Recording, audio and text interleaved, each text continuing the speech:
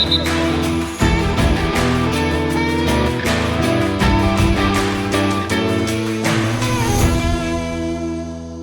मैं अब्दुल सत्तार ईदी hockey stadium में मौजूद हूँ और ये समझ लें कि हमारी खुशकिस्मती है कि पाकिस्तान हॉकी फेडरेशन के सदर जनाब मीर तारिक हुसैन मुफ्ती साहब हमारे साथ मौजूद हैं।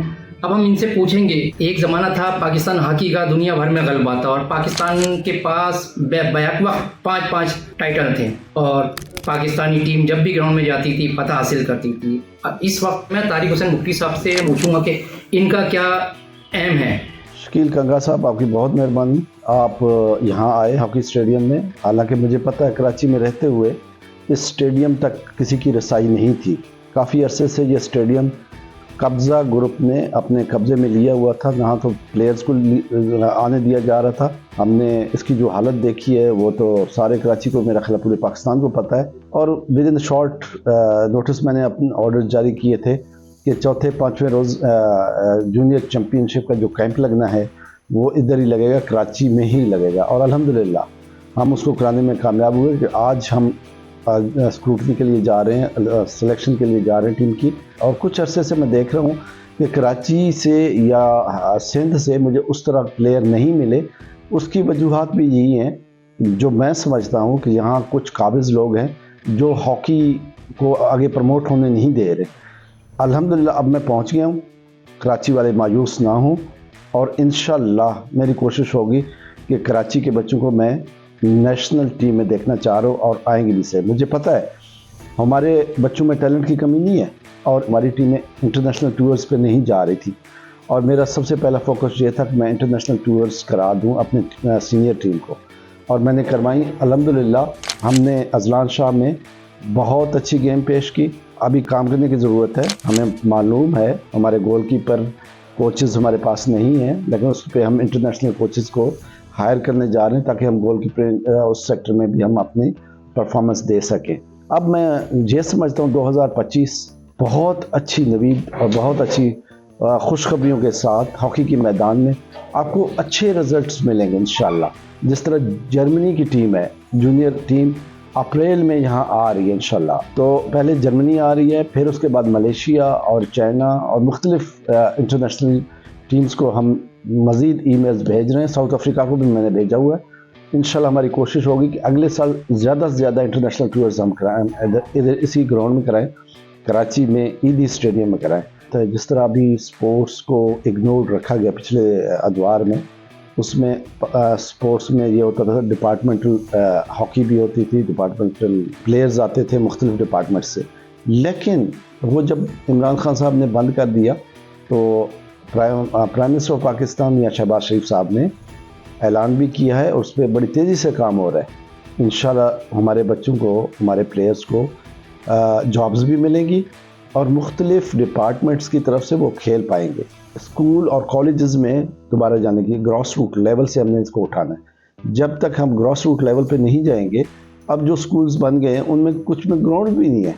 तो इसमें मैं समझता हूँ बहुत सारी चीज़ें 2025 में बहुत सारी चीज़ें होने जा रही और पर उम्मीद रहें इंशाल्लाह हॉकी बहुत कुछ आपको देगी आने वाले वक्त में। हमारे साथ इंटरनेशनल मोहम्मद अली भी मौजूद हैं। ये पाकिस्तान का एक बड़ा नाम था, इंटरनेशनल इन्होंने इंटरनेशनल हॉकी में एक बड़ा नाम कमाया और इस वक्त ये जूनियर्स को जो है लुक आफ्टर कर रहे हैं। मैं ये समझता हूँ कि पाकिस्तान में जूनियर एशिया कप की तैयारी के लिए पाकिस्तान हॉकी क्लब में आज ट्रायल्स भी हैं, फाइनल ट्रायल्स हैं और मैं समझता हूँ कि इस कैम्प में 76 प्लेयर्स आए थे और ये बहुत बड़े अचीव है पाकिस्तान हॉकी के लिए और हमें बैकअप लेके चलना है और फिर जूनियर सीनियर को मद्देनज़र रखते हुए आगे की प्लानिंग का सोचना है। तो मैं समझ रहा हूँ कि जूनियर एशिया कप में जो ओमान में हो रहा है 26 से 4 दिसंबर तक, तो मैं पूरी उम्मीद हूँ कि इंशाल्लाह पाकिस्तान एक तो क्वालिफाई भी करेगी और टॉप 4 पे भी आएगी। पूरे पाकिस्तान में हॉकी होना चाहिए और जो बेसिक स्ट्रक्चर है वो स्ट्रक्चर पे काम होगा तो इंशाल्लाह ताला एशिया में तो देखें हम 1, 2, 3 आ रहे हैं। हम यूरोपियन से एक्चुअली हमारा मुकाबला है, मैचेस खेलते रहे, टेस्ट सीरीज़ खेले, 4 नेशन 6 नेशन जैसे मैं खेलता था। मैं अभी पाकिस्तान जूनियर टीम का वर्ल्ड कप का कोच था जो 13 साल बाद क्वार्टर फाइनल के लिए टीम क्वार्टर फाइनल में आई। तो मैं समझता हूँ कि हॉकी का ग्राफ दिन ब दिन ऊपर जा रहा है, लेकिन उसकी बरसत ये है कि वो कंटिन्यूसली रहे और डिपार्टमेंट्स ओपन है और ज़्यादा से ज़्यादा डोमेस्टिक स्ट्रक्चर पे काम हो और डोमेस्टिक टूर्नामेंट ज़्यादा से ज़्यादा हो। हॉकी को आगे बढ़ाने के लिए, इसके प्रमोशन के लिए आपके ज़ेर नज़र क्या चीज़ें हैं? आप किन चीज़ों को फोकस करेंगे आप? सबसे पहले तो मैं ये कहूँगा कि जो ज़रूरत है ना जी, वो सबसे ज़्यादा ज़रूरत है हमें फ़ंड्स की। फ़ंड्स के बगैर अगर आप समझें कि पाकिस्तान हॉकी ऊपर आ जाएगी तो वो नामुमकिन बात है। सबसे ज़्यादा ज़रूरत इस बात की है कि फ़ंड्स जो है वो मिले।